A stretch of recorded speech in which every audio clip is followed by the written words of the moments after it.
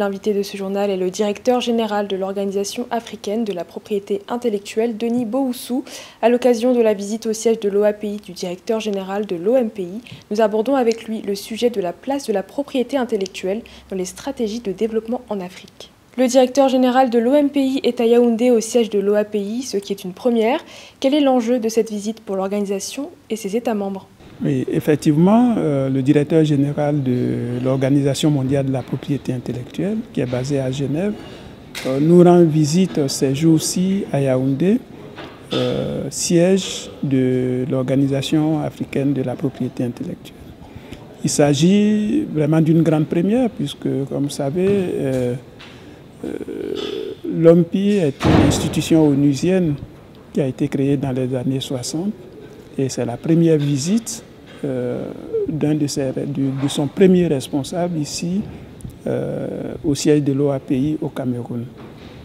Les enjeux de cette visite ici, c'est de marquer non seulement l'importance du système de la propriété intellectuelle en tant qu'outil de développement pour les États en général, mais également pour marquer l'excellence de la coopération entre d'une part l'OAPI et l'OMPI et d'autre part entre l'OMPI et la République du Cameroun, qui est un grand acteur dans le système de la propriété intellectuelle.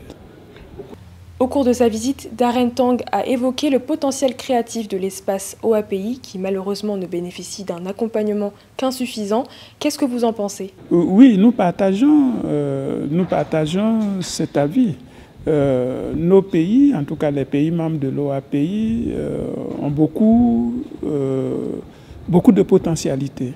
Mais ces potentialités ne sont pas suffisamment exploitées pour différentes raisons. Si on veut parler en termes de statistiques, par exemple, si nous prenons la plupart des pays africains, vous avez moins d'un brevet par million d'habitants, ce qui n'est pas normal. Et alors que l'esprit créatif existe bel et bien, et donc il y a matière à travailler, à faire en sorte que ce génie créateur des Africains serve véritablement au développement économique et social des États. Dans ce contexte, est-ce que l'Organisation mondiale de la propriété intellectuelle peut être un appui ou un soutien ? Oui, certainement. L'OMPI est très utile, c'est pas peu, est très utile, puisque vous savez, c'est l'institution qui gère le système mondial de propriété intellectuelle. Et donc, c'est l'institution d'abord qui met en place le cadre juridique international de cette discipline.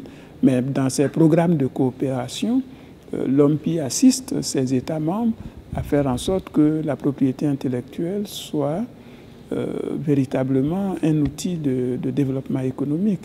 Et cette visite ici au siège de l'OAPI au Cameroun rentre